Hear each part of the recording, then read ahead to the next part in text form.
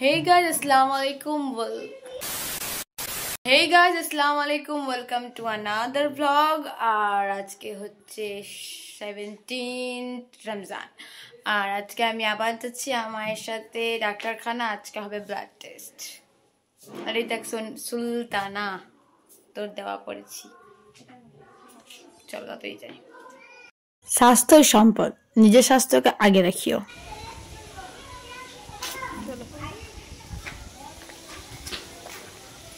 আর এই দেখো গাইস, কত ভিড় বাপ রে বাপ, ইতনা ज़्यादा ভিড়। যত ঈদ সামনে আসছে তত ভিড় বেড়ে যাচ্ছে। আর এই তো নদীর সেই আমাদের খড়খড়ি ব্রিজের সেই মুহূর্ত। আর আমরা এক পাশে দেখো আমরা নর্মাল, আর ওই পাশে দেখো কতটা ভিড়। এই ভিড়ের মাধ্যমে পৌঁছে গেলাম আমরা আমাদের ডেস্টিনেশন। আর এই তো এখানে ডাক্তারখানা পৌঁছেও গেছি আমরা। একটু বসলাম, বসার পরে আমার মায়ের ব্লাড টেস্ট হয়ে গেল। এখানে ব্লাড টেস্ট করা হয়ে গেছে, দিয়ে আমরা তাদের ওখানে বসে আছি। আর আজকে আমি উত্তর দিব আমার কাছ থেকে সবচেয়ে বেশি করা কোশ্চেনে, যে তোর ওজন কত। And here is the result, here is the answer. My weight is 34 kilogram. শান্তি সবার শুনে। আর এই দেখো এই বাচ্চা মেয়েটার কান্না, ওর মা গিয়ে ডাক্তারের রুমে ঢুকে গেছে, আর ও কেঁদেই যাচ্ছে। ওকে সবাই ফোন দিচ্ছে, ও ফোনও লাই না, বলছে চকলেট দিবে, তো চকলেটও চুপে না, জুতোটাও হাত থেকে ছাড়ে না, আমার সব একদিকে কিন্তু জুতো একদিকে। ওর ডাক্তারখানা থেকে আজ এই ভিউটা সেরা লাগছিল আছে ভিউটা। ডাক্তার দেখা কমপ্লিট, এবার যাবো আমরা একটু বিশালে কালেকশনটা দেখা হয়নি। Shopping time.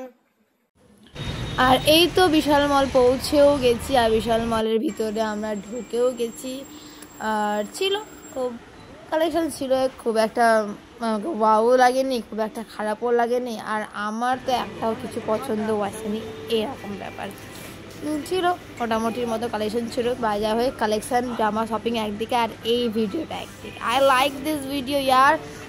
কত সুন্দরভাবে চারিদিকে আয়না লাগা ছিল, এই আয়নাতে আমাকে পুরোটাই ক্যাচ আপ করছিল। এই জিনিসটা আমার খুব ভালো লেগেছে আজকে। মানে শপিং যায় ভার মে, কিন্তু ভিডিওর একটা কোয়ালিটি থাকা উচিত বাপু। এক ঝাকাস চিজ দিখাও কে, ইয়ে রাহা।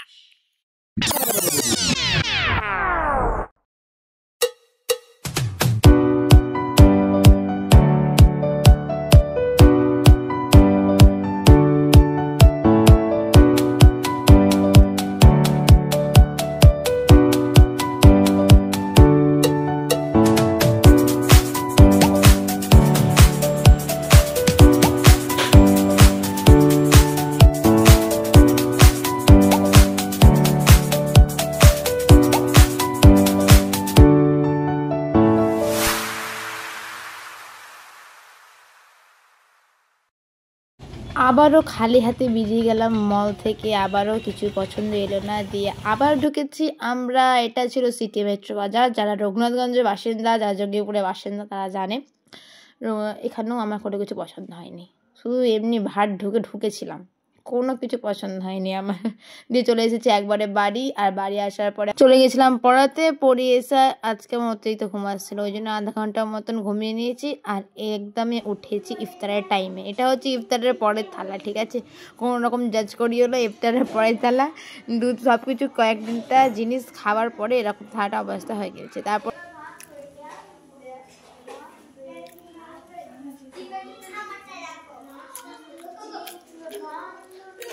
হাই গাইস, চলে এসেছি একবারে ইফতারের পরে।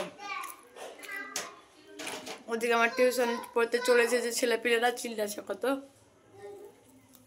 আজকে আমার মুখ চোখের অবস্থা সেই হয়ে আছে। একটু আগে ঘুম থেকে উঠলাম।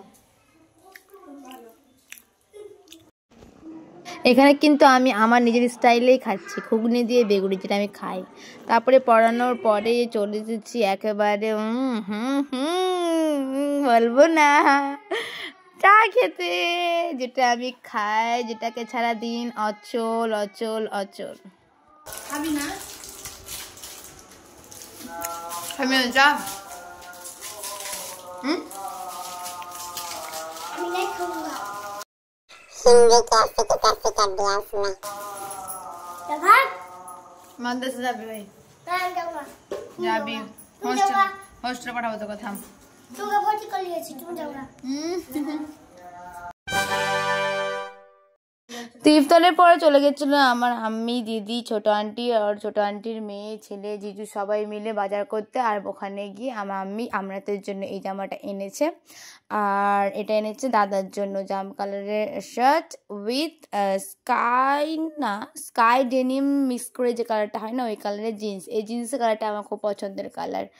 আর আমরাতের জন্য যে পাঞ্জাবিটা অর্ডার দিয়েছিলাম তো ওই পাঞ্জাবির প্যান্টে স্টেন চলে এসেছে, দাগ আসার কারণে ওটা রিটার্ন করতে হয়েছে আমাদেরকে। আর এখানে পাপা ভাড়ে আজকে চা খেয়ে এসেছিলো ওই জন্য বাড়িতে ভাড়টা নিয়ে এসেছে আমাদেরকে লোভ দেখানোর জন্য।